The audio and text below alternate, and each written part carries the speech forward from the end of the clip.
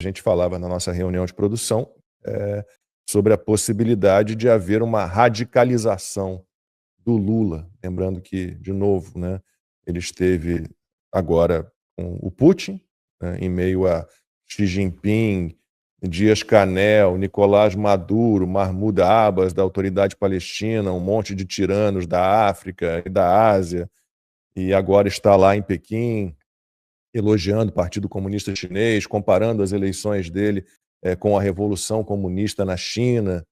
Então, o que a gente pode imaginar dessa briga entre Temer e José Dirceu, né? O que você pode Sim. dizer sobre isso? O que acontece, Lacombe? O Brasil, ele tem esse grupo revolucionário, né, que é aliado ao Foro de São Paulo. A coisa começa a se radicalizar bastante, né, no final da década de 70 e alcança ali um auge no início da década de 90. E com o fim da União Soviética, você cria então aquele grupo de Foro de São Paulo. E qual que era o objetivo? O objetivo era criar um movimento revolucionário, um movimento de esquerda das Américas autônomo, ou seja, que não precisasse de financiamento externo. Tá? E aí, o que eles usaram como instrumento de financiamento? O narcotráfico. Então, o narcotráfico, desde essa época, ele irriga os cofres aí desses movimentos revolucionários da América Latina. Com o passar do tempo, óbvio, as coisas, o mercado mundial ele vai se tornando cada vez mais complexo, cada vez maior. Em 2001, se eu não me engano, você tem a entrada, então, da China na Organização Mundial do Comércio. Tá? O que não deveria ter acontecido, inclusive, porque a China nunca cumpriu as normas que todos os países têm que cumprir para entrar na OMC. Mas a China entrou. Então, o cenário de 90 para cá, ele é muito distinto. Inclusive, já está provado que um movimento revolucionário autônomo nas Américas não se sustenta. Eles não se sustentam, não tem como. Tá? Então, eles precisam ou dos globalistas, da elite globalista, e aí você tem, né, esses grandes grupos, né, inclusive de famílias dinásticas praticamente, dos Estados Unidos e da Europa, tá? As grandes fundações internacionais, Open Society Foundation, né, do George Soros, tem Ford Foundation, Bill e Melinda Gates Foundation, ou seja, você tem todas essas grandes fundações, que é o que a gente chama de globalistas, de metacapitalistas, tá? E você tem o outro lado do eixo russo-chinês. No meio campo você ainda tem aí o eixo do Estado Islâmico, do Islã radical, que também tem um projeto de poder mundial, né, totalitário.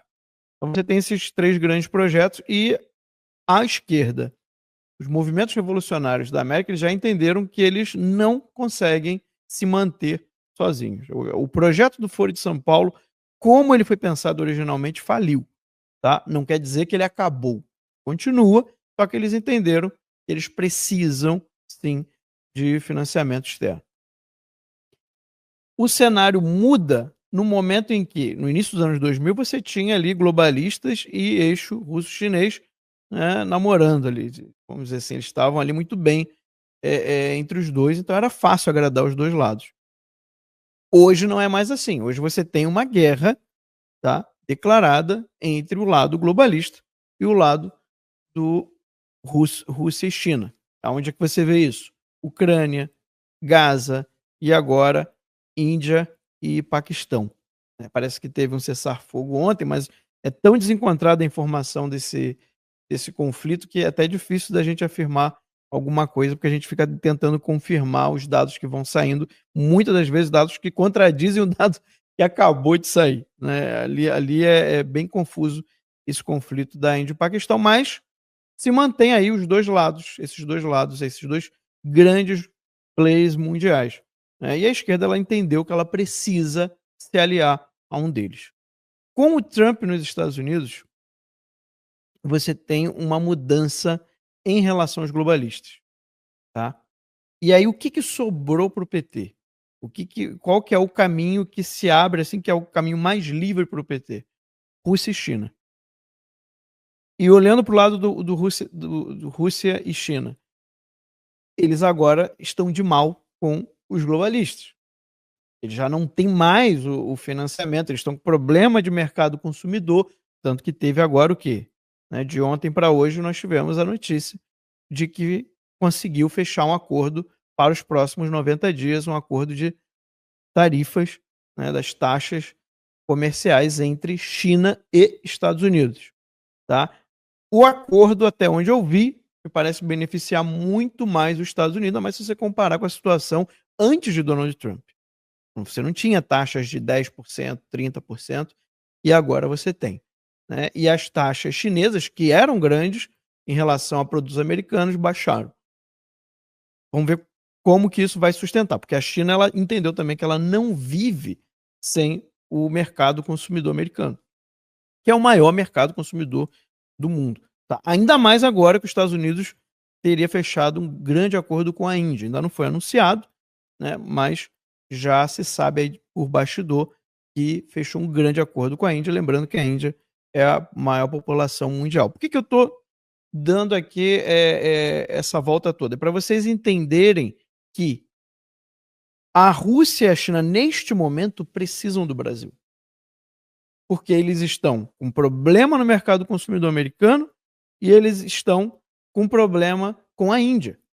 Quase ali uma guerra proxy está se abrindo aí no horizonte em relação à Índia. Qual que é o próximo grande mercado consumidor? Né? Lembrando que a Europa também é dos globalistas. Então, o próximo grande mercado consumidor, tirando Estados Unidos, Europa e Índia, é Brasil. Né? Além disso, não só mercado consumidor, mas é um grande produtor de commodities, né? De a parte agrícola. O que isso quer dizer? Que não é só o PT que precisa da Rússia e China nesse momento. A Rússia e a China precisam mais ainda do Brasil. Né? Eles precisam desesperadamente do Brasil. Então você tem aí uma união perfeita, que se consolida com as imagens que a gente viu nos últimos dias. O Lula indo na festividade mais importante, que se tornou, né, a festividade mais importante da Rússia, tá?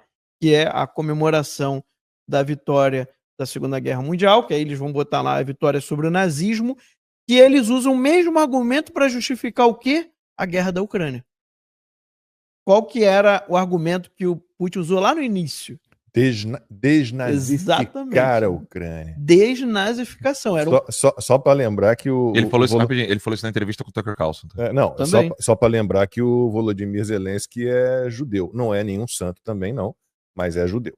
Sim, mas o que eu quero dizer com isso? Que lembra que o Putin falou que não usava a palavra guerra? Que não era para usar a palavra guerra? Era ali uma operação de desnazificação da Ucrânia. Foi assim que ele anunciou. Tá? Então, ele criou um novo mito fundador para a Rússia. Inclusive, ele lá no início, eu não achei qual foi o ano que ele fez esse discurso, mas foi um desses grandes discursos que ele faz para toda a Rússia, né? Mas pouco tempo depois dele estar no poder, ele falou que ia resgatar as glórias da Rússia. Inclusive, ele se colocou como o continuador da Rússia czarista. Né? Ele se via como um continuador do projeto do Império Russo. Ele falou isso, não estou inventando. Ele disse. Então, tudo que o Putin está fazendo hoje não é surpresa. Os globalistas, obviamente, naquele momento, precisavam da Rússia e estavam ali numa certa amizade, por alguns interesses em comuns, e fecharam os olhos em relação àquele discurso do Putin. Mas ele falou lá atrás, já tem mais de 15 anos isso, onde ele disse que ia resgatar as antigas glórias da Rússia, que ele era um continuador do Império Russo. Então, tudo que o Putin tem feito, ele anunciou que ia fazer. Então, qual que é o meu medo hoje, tá, do Brasil, em relação ao Brasil?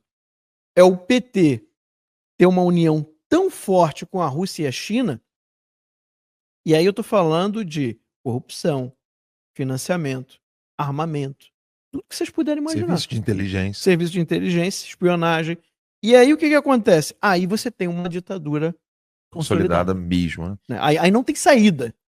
Entendeu? Aí você vira eu não vou nem falar isso aqui.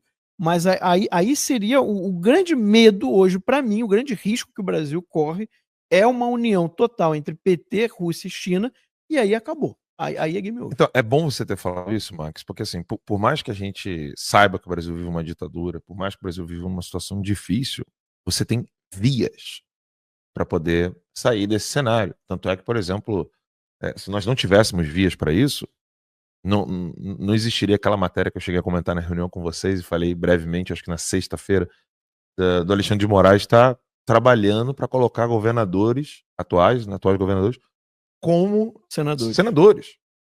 Né? Se não existisse nenhuma saída, o Alexandre de Moraes não precisaria se preocupar em colocar senadores. Exato. Né? Porque eu quero lembrar de uma outra coisa. Eu disse que o Dirceu quer voltar para poder controlar a Câmara. Você lembra disso? Eu falei assim, o Dirceu vai voltar. E o artigo que eu escrevi na primeira movimentação do Dirceu na Prefeitura de São Paulo, ou seja, nas eleições municipais, eu escrevi um artigo em janeiro do ano passado, explicando. Janeiro do passado, não, a eleição municipal foi ano passado. Então, isso mesmo. Janeiro do ano passado, eu escrevi um artigo. Se quiserem resgatar, ele é temporal, ele não é atemporal. Se quiser resgatar na timeline, a gente coloca. Claro. Mas o artigo era: o Dirceu está preparando o terreno para voltar para a Câmara. Por quê? O que eu falava? A Câmara tem como fazer o impeachment. Então, ela tem como tirar o presidente. É que os parlamentares não têm ideia do poder que eles têm.